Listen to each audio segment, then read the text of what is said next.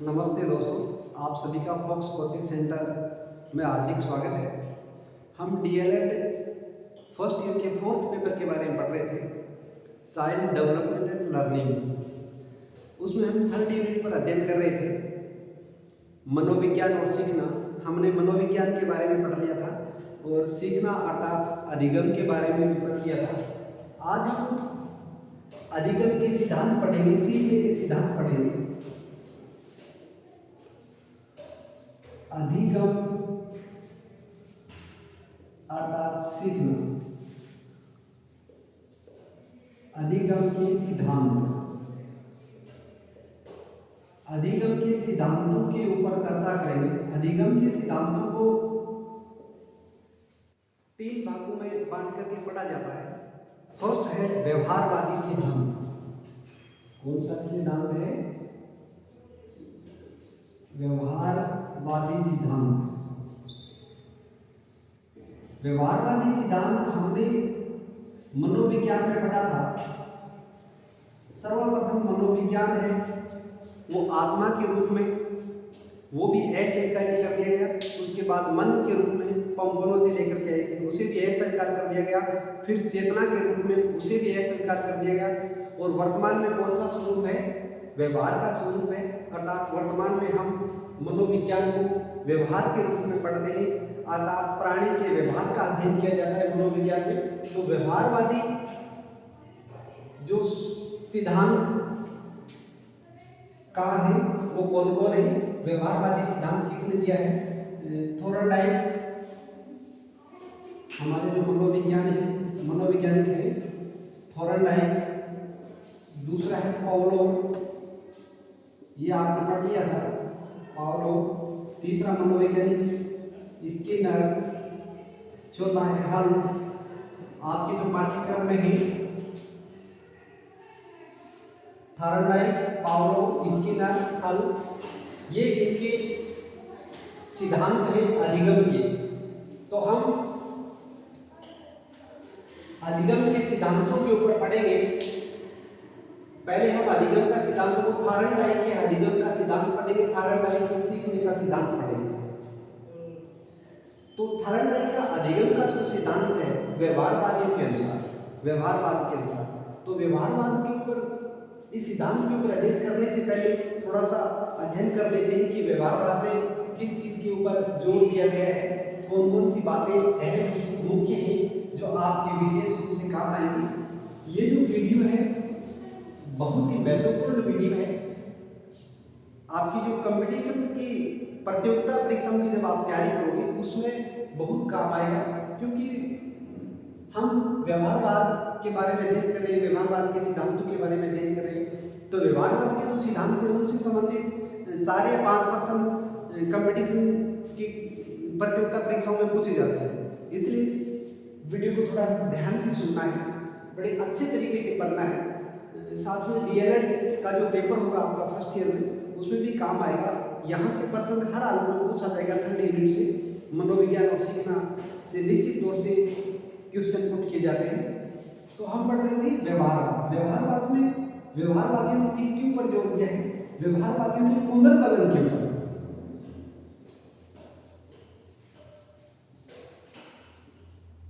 किसके ऊपर जोर दिया है?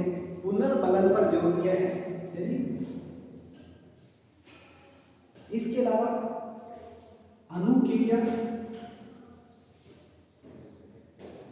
पुनर्बलन यानी बार बार दोहराना किसी कार्य को, बार बार करना किसी कार्य को, वो पुनर्बलन है। अनुक्रिया यानी क्रिया की प्रतिक्रिया करना। कैसे? जैसे आप रात्रि में किसी कमरे में सोए हुए हो और सोते समय अचानक से कोई लाइट का बल्ब ऑन कर देता है, बिजली जला देता है, तो आप अचानक से आंख खोल करके देखोगे, यानी क्रिया की प्रतिक्रिया की आपने, वो क्या है? अनुक्रिया है। वो क्या होगी? अनुक्रिया। एक इसमें पढ़ेंगे हम उद्दीपक के बारे में। उद्दीपक का अर्थ होता है लक्ष्य। उद्दीपक को क्या कहते हैं? लक्ष्य कहते हैं। एक हम पढ़ेंगे अभिप्रेरणा। अभिप्रेरणा किसी कार्य को करने के लिए अंदर से जो प्रेरणा उत्पन्न होती है वो क्या होती है? अभिप्रेरणा। किसी काम को हम करने के लिए अंदर से जो प्रेरणा उत्पन्न होती है उसे क्या कहा जाता है, अभिप्रेरणा। जैसे मैं आपको कह रहा हूँ कि डीएलएड फर्स्ट ईयर के एग्जाम पास में है, नज़दीक आ गए, तो थोड़ी सी आप तैयारी करो। तो अगर आपके अंदर उत्तेजना होगी, प्रेरणा जागृत होगी, तो आप स्वयं पढ़ने लग जाओगे। वो क्या होती है, अभिप्रेरणा। इसके अलावा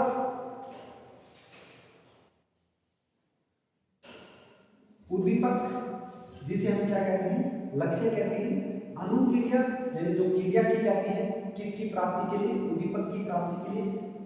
प्रेरणा और पुनर्बल, इन शब्दों के ऊपर व्यवहारवादियों ने सबसे ज्यादा जोर दिया है। व्यवहारवाद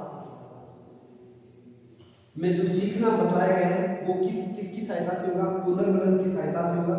जब हम बार बार व्यक्ति किसी कार्य को दोहराता है तो जल्दी सीखता है। पुनर्बलन से, अनुक्रिया से। अनुक्रिया कब, जब लक्ष्य की क्या हो, प्राप्ति को, लक्ष्य जब सामने दिखाई देगा तब व्यक्ति क्या करेगा, ज्यादा से ज्यादा अनुक्रिया करेगा। और अनुक्रिया कब करेगा, जब उसे लक्ष्य दिखाई देगा, उसे प्रेरणा होगी, जब वो प्रेरित होगा लक्ष्य के प्रति तब वह क्या करेगा, अनुक्रिया करेगा। तो हम व्यवहारवाद के अनुसार सीखना पड़ रहे हैं। इसमें व्यवहारवादियों का मानना है कि अधिगम है वो धीरे धीरे होता है। अधिगम है वो क्या होता है, धीरे धीरे। अधिगम धीरे धीरे होता है। इसके अलावा अधिगम है यंत्रवत होता है। यंत्रवत, व्यवहारवादियों का मानना है अधिगम है वो क्या होगा, यंत्रवत होगा। अधिगम धीरे धीरे होगा। अधिगम पशु व मानव दोनों करते हैं। पशु व मानव दोनों करते हैं। ये किसका मानना है, व्यवहारवादी मनोवैज्ञानिक का मानना है कि अधिगम धीरे धीरे होता है, अधिगम यंत्रवत होता है, अधिगम पशु व मानव दोनों करते हैं। अब हम थोड़ा सा अनुक्रिया और उद्दीपक के ऊपर चर्चा कर लेते हैं, क्योंकि सभी सिद्धांतों में अनुक्रिया उद्दीपक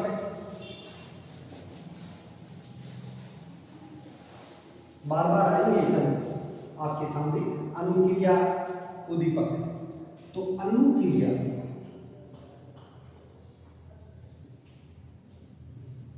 उद्दीपक, उद्दीपक का अर्थ क्या है, लक्ष्य। जब आप क्या करते हो, पढ़ाई करते हो यानी क्रिया करते हो, किसके लिए, आपके सामने क्या है, नौकरी है। तो नौकरी तो आपका उद्दीपक हो गया, आपका लक्ष्य हो गया। उस नौकरी को प्राप्त करने के लिए आप क्या कर रहे हो, पढ़ाई कर रहे हो, क्रिया कर रहे हो। तो वो क्या है, अनुक्रिया पढ़ाई हो गई, उद्दीपक अर्थात लक्ष्य आपका क्या हो गया, नौकरी हो गई। अब इन दोनों के मध्य में क्या हो गया, संबंध। इन दोनों के मध्य क्या है, संबंध है, जिसे हम बंधन कहते हैं, जिसे हम अनुबंध कहते हैं, जिसे हम क्या कहते हैं, अनुबंध। इसी अनुबंध को व्यवहारवादी ने क्या कहा है, सीखना कहा है। व्यवहारवादी के अनुसार सीखना क्या है, अनुक्रिया और उद्दीपक के अनुक्रिया और उद्दीपक के मध्य जो संबंध है, जो बंध है, जो अनुबंधन है, वो क्या है, सीखना है। ये किसके अनुसार है, व्यवहारवादी के अनुसार है। तो अब हम पढ़ेंगे व्यवहारवादी सिद्धांत। व्यवहारवादी सिद्धांत में पहले हम पढ़ते हैं थॉर्नडाइक के। हमारे मनोवैज्ञानिक है थॉर्नडाइक।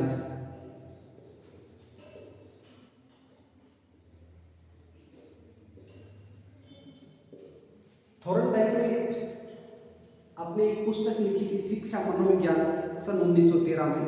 उसमें सिद्धांत दिया था।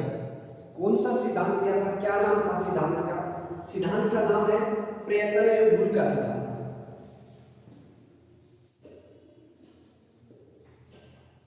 प्रयत्न एवं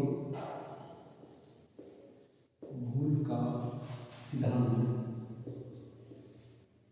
या फिर मैं यूं कहूं संबंधवाद का सिद्धांत। प्रयत्न एवं भूल का सिद्धांत, साहित्यवाद का सिद्धांत, अधिगम का बंध सिद्धांत, किसके सिद्धांत के नाम है थोर्नडाइक। थोर्नडाइक ने अधिगम के जो सिद्धांत दिए, जो नियम बतलाए, वो दो प्रकार के नियम हैं। कितने प्रकार के नियम दिए थे? दो प्रकार के नियम। एक तो गौण नियम,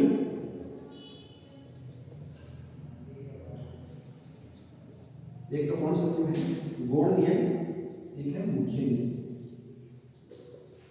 मुख्य नियम अर्थात प्राथमिक नियम, प्राथमिक नियम, गौण नियम अर्थात द्वितीयक नियम। थोर्नडाइक ने अधिगम के दो नियम बतलाए, एक तो मुख्य नियम, दूसरा कौन सा नियम है? गौण नियम। मुख्य नियम है वो प्राथमिक नियम है, गौण नियम है वो द्वितीयक नियम है। तो थोर्नडाइक ने सीखने के कितने नियम बतलाए थे? दो नियम, मुख्य नियम और गौण नियम। अब हम जो मुख्य नियम है वो कौन कौन से नियम बतलाए थे? मुख्य नियम 3 दिए थे। मुख्य नियम थोर्नडाइक ने सीखने के कितने नियम दिए? 2, मुख्य नियम और गौण नियम। मुख्य नियम को कितने भागों में बांटा? 3 भागों में। मुख्य नियम कितने बताए थे?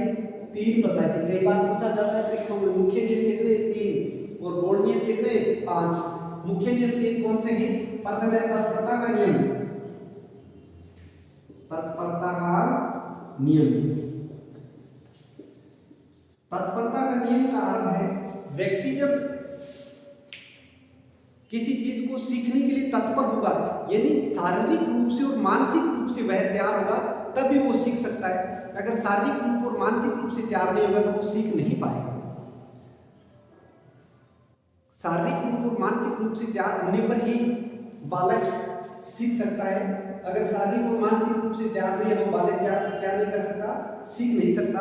जैसे किसी घोड़े को हम तालाब तक ले जा सकते हैं, पानी के लिए किसी घोड़े को तालाब तक ले जा सकते हैं, पर उसे पानी पीने के लिए क्या नहीं कर सकते? बाध्य नहीं कर सकते।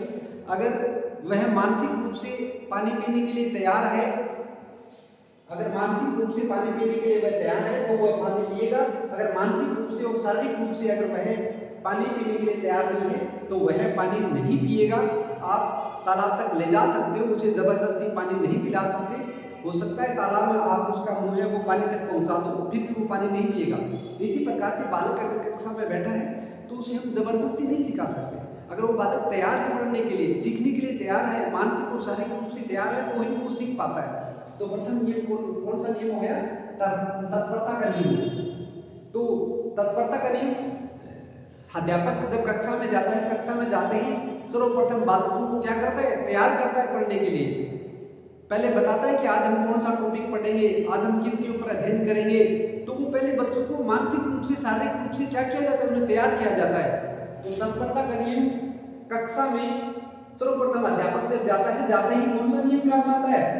थोर्नडाइक तत्परता का नियम काम आता है। तत्परता के नियम को सर्वप्रथम काम में लेता है। कई बार परीक्षाओं में पूछ भी लिया जाता है कि अध्यापक सर्वप्रथम कक्षा में जाते ही थोर्नडाइक के कौन से मुख्य नियम को काम में लेता है? तत्परता के नियम को, अभ्यास के नियम को, या फिर प्रभाव के नियम को? कौन से नियम को काम में लेता है? तत्परता के नियम को।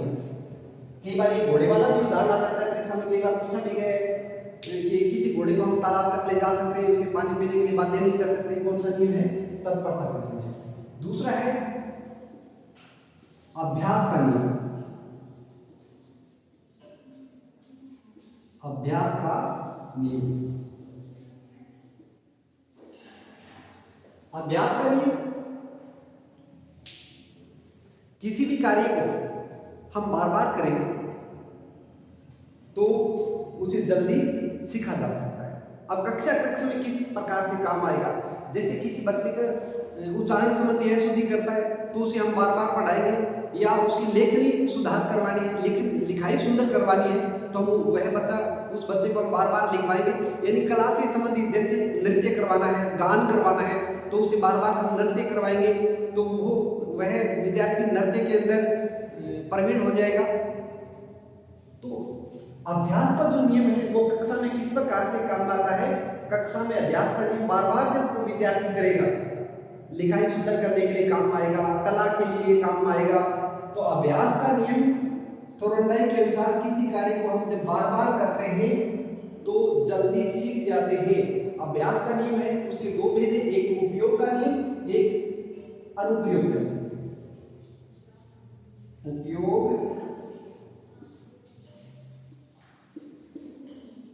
का नियम, इसका दूसरा उपभाग है अनुप्रयोग का नियम। अनुप्रयोग का नियम, उपयोग का नियम, जैसे कि आपने छोटी कक्षाओं में पढ़े सीख लिए, अगर आप बार बार उन पढ़ों को दोहराते हो तो वो क्या हो जाते हैं, कंठस्थ हो जाते हैं, वो याद हो जाते हैं और याद रहते हैं। अगर आप उन पढ़ों को छोड़ते, जैसे आज आपसे कोई कहे कि 32 का पढ़ा सुनाओ, तो आपकी याद नहीं है, क्योंकि आप उनका क्या नहीं कर रहे हो, अभ्यास नहीं कर रहे हो। अभ्यास नहीं कर रहे हो तो कौन सा नियम हो गया, अनुप्रयोग का नियम। अगर बार बार अभ्यास कर रहे हो तो कौन सा नियम हो गया, उपयोग का नियम। जैसे आपने टाइपिंग सीख ली है, अगर आप टाइपिंग का बार बार उपयोग करते हो तो वो उपयोग का नियम हो गया। अगर टाइपिंग सीखी और कुछ समय बाद उसका उपयोग नहीं किया तो आप भूल जाते हो, वो कौन सा नियम हो गया, अनुप्रयोग का नियम। तो थोर्नडाइक के मुख्य नियम वो 3 नियम है। फर्स्ट नियम हो गया तत्परता का नियम, सेकंड नियम हो गया अभ्यास का नियम, और थर्ड नियम है प्रभाव का नियम। प्रभाव या फिर परिणाम, इसका नाम है संतोष, इसी का नाम है असंतोष। असंतोष का नियम।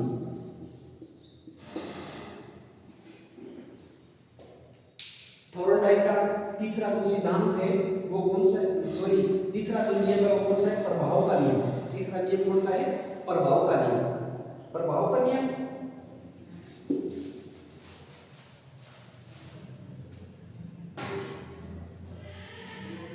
जब हम किसी कार्य को करते हैं, बालक किसी कार्य को करता है तो उसे संतोष की प्राप्ति होती है। जैसे अनुक्रिया कब करेगा, जब उसके सामने क्या दिखाई देगा, उद्दीपक दिखाई देगा। अनुक्रिया कब करेगा, जब उसके सामने लक्ष्य दिखाई देगा, उद्दीपक दिखाई देगा, तब वह क्या करेगा, अनुक्रिया। और बार बार अनुक्रिया करेगा जब उसे अगर संतोष की प्राप्ति हो रही है। जैसे छोटे बच्चे को बोल दिया गया आप पानी लेके आओ, तो बच्चा पानी लेकर के आता है, और अगर आप उन्हें धन्यवाद बोलते हो, उसकी प्रशंसा करते हो, उसे पुरस्कार देते हो,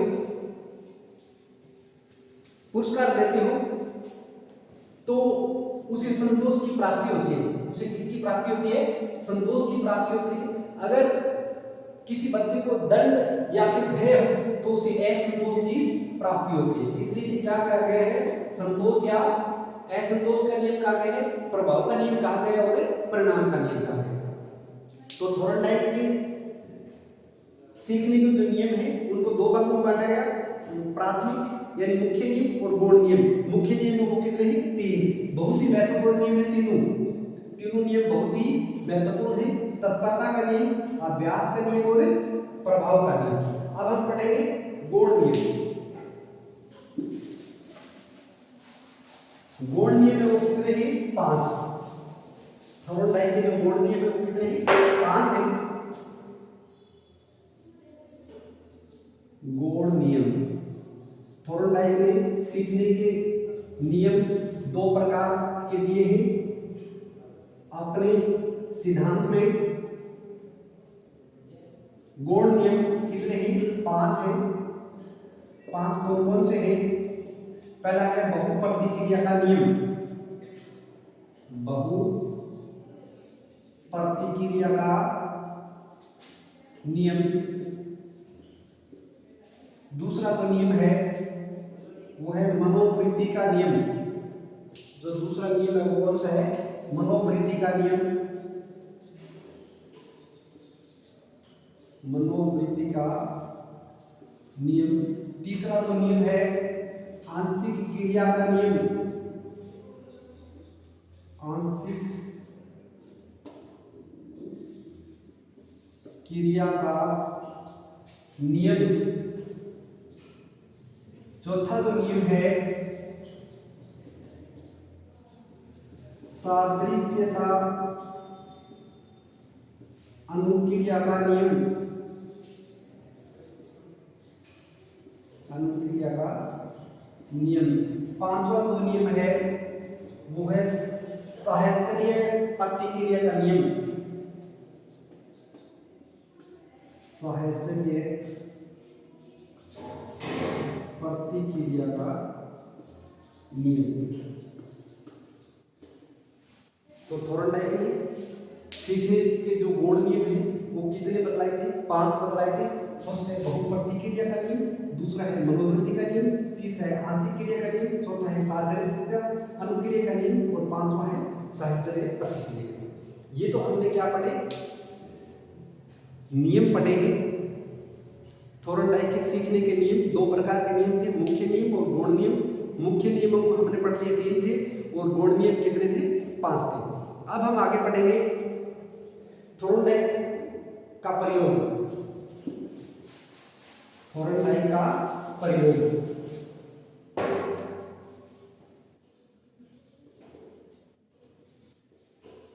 थॉर्नडाइक का प्रयोग, थॉर्नडाइक ने किसके ऊपर प्रयोग किया? भूखी बिल्ली के ऊपर प्रयोग किया। थॉर्नडाइक है वो प्रथम शैक्षिक मनोवैज्ञानिक माने जाते हैं। थॉर्नडाइक प्रथम शैक्षिक मनोवैज्ञानिक माने जाते हैं। थॉर्नडाइक ने 1913 में अपनी पुस्तक शिक्षा मनोविज्ञान में सिद्धांत दिया था। सीखने का जो सिद्धांत है जिसका नाम हमने क्या पढ़ा था? प्रयत्न और भूल का सिद्धांत। तो प्रयत्न और भूल का सिद्धांत जो दिया था, संबंधवाद का जो सिद्धांत दिया था, उसमें किसके ऊपर प्रयोग किया था? भूखी बिल्ली के ऊपर प्रयोग किया था। एक भूखी बिल्ली को पिंजरे में क्या कर दिया?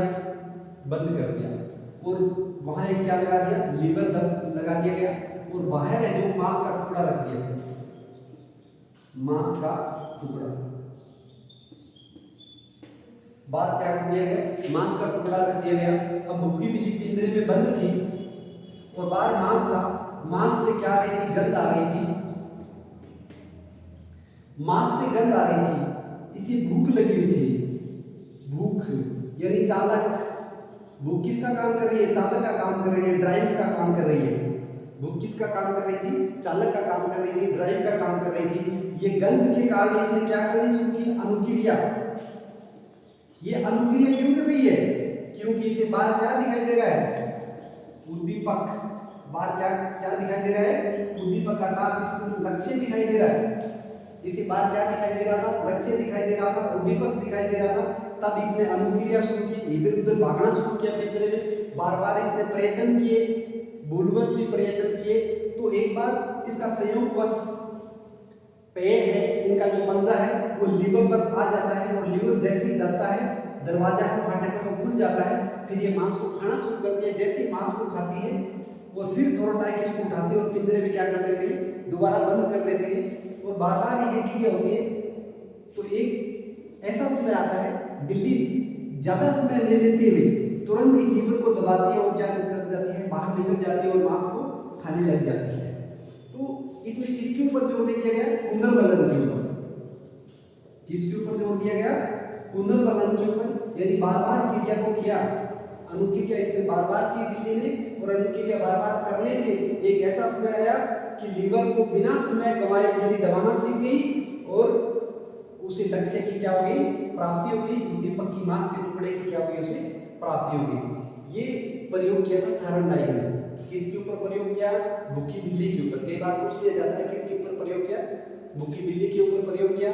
कई बार ये भी पूछ लिया जाता है कि उस बॉक्स का नाम क्या था? इस बॉक्स का नाम था पजल बॉक्स। इस बॉक्स का नाम क्या था? पजल बॉक्स नाम था। तो ये जो सिद्धांत है इसका नाम क्या है? प्रयत्न और भूल का सिद्धांत। प्रयत्न और भूल का सिद्धांत क्यों है? क्योंकि उसमें बार बार बिल्ली ने क्या किया था? प्रयत्न किया था, इसने बार बार भूल की थी, इसलिए प्रयत्न और भूल का सिद्धांत है। और इसके नाम साहचर्यवाद, यानी मांस के टुकड़े और बिल्ली के बीच में क्या बना दिया गया था, संबंध बना दिया गया, शास्त्रीय स्थापित कर दिया गया था। इसे ही उद्दीपक अनुक्रिया का सिद्धांत कहा जाता है, क्योंकि उद्दीपक के लिए बिल्ली क्या कर रही थी, अनुक्रिया कर रही थी, इसलिए उद्दीपक अनुक्रिया का सिद्धांत भी कहा जाता है। तो धन्यवाद। ये हमने आज व्यवहारवाद में थोरनडाइक का जो नियम है, सिद्धांत है, उसके बारे में पढ़ा और थोरनडाइक के जो सीखने के नियम है उनके बारे में पढ़ा। अगले वीडियो में फिर मिलेंगे। धन्यवाद।